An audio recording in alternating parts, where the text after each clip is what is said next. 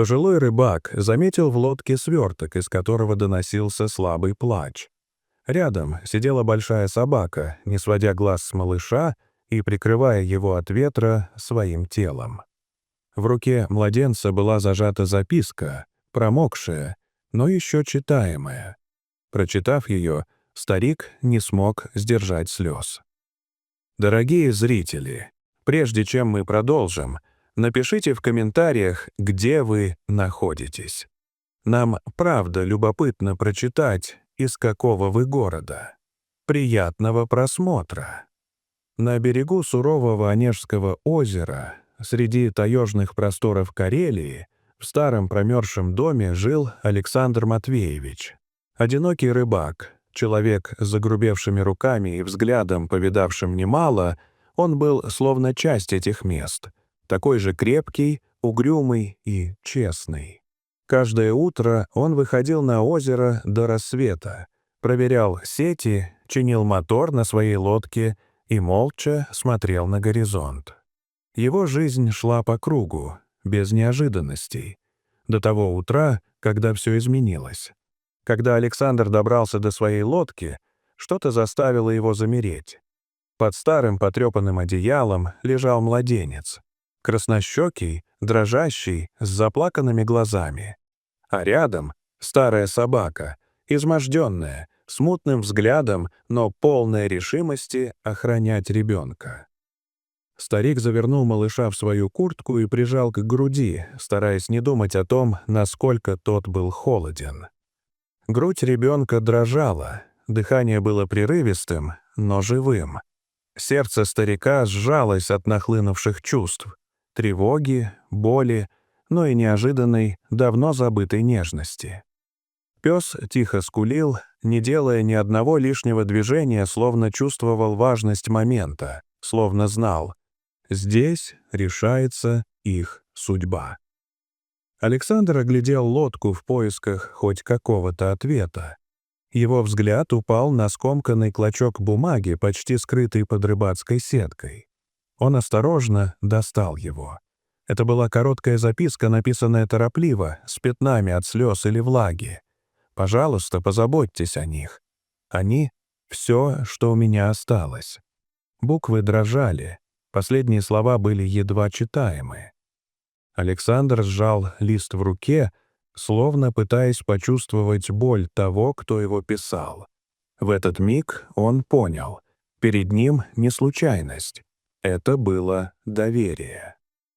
Вернувшись в дом, он развел печь, стараясь поскорее наполнить жилище теплом.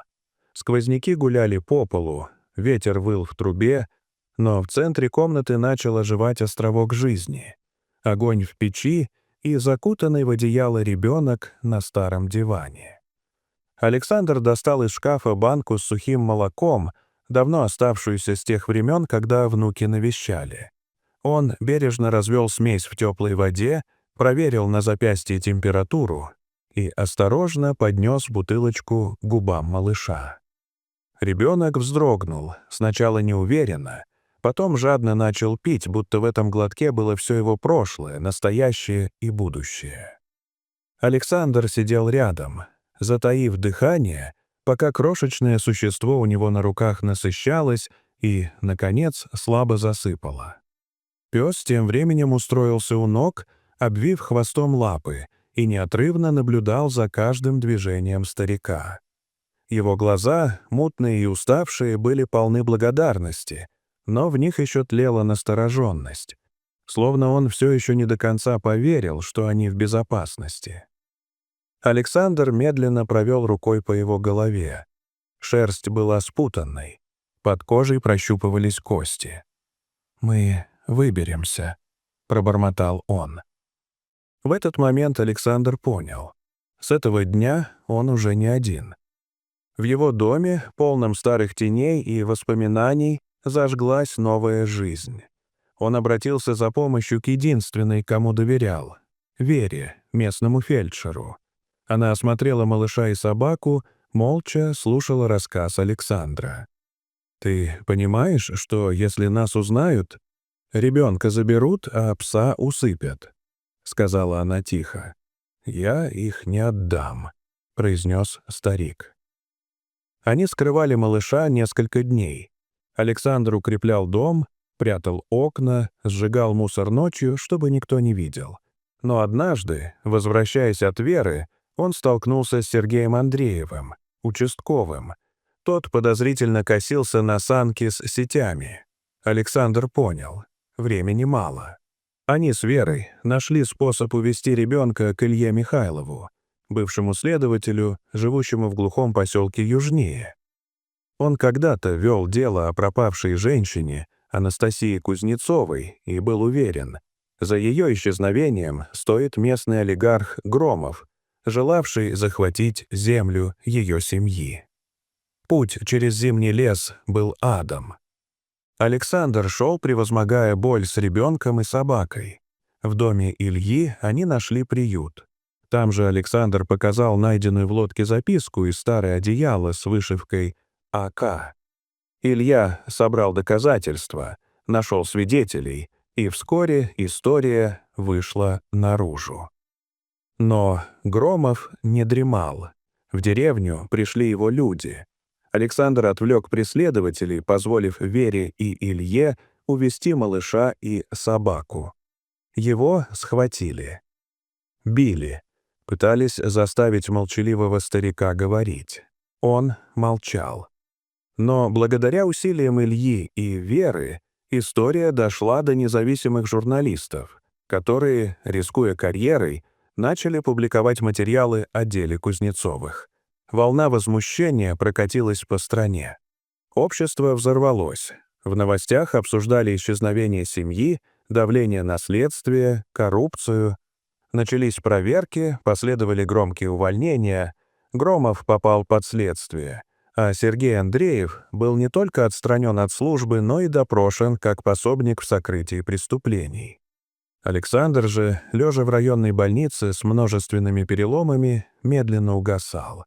Он почти не говорил, но каждый день ждал Веру. Она приходила к нему с новостями, держала его за руку, рассказывала, как малыш уже улыбается, как собака снова начала есть и понемногу приходить в себя. Его глаза светились тихой радостью и гордостью. Он чувствовал, что все было не зря. Однажды она принесла ему свидетельство о рождении ребенка, теперь официально признанного, Данила Алексеевича Кузнецова. Александр с трудом улыбнулся. «Мой мальчик», — прошептал он. Эти слова стали его последними. Его похоронили на берегу Онежского озера. Данила рос в любви и заботе. Вера стала ему матерью, наставницей и опорой. Она рассказывала ему о доброте, справедливости, о силе правды, которую невозможно уничтожить. Когда Данила вырос, он остался в поселке.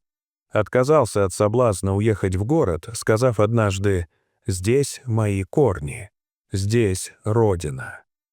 Он стал учителем в местной школе, передавая детям не только знания, но и ценности, которые заложил в него Александр: честность, сострадание, решимость защищать слабого. Каждый год в день памяти Александра Данила приходил к озеру. Он приносил цветы, клал их у могилы и долго сидел в тишине. И в конце, когда уходил, всегда тихо шептал: «Спасибо». Дорогие зрители, что вы думаете об этой истории? Расскажите, пожалуйста, в комментариях. А если вам понравилось это видео, то ставьте лайк и подписывайтесь на наш канал. До свидания.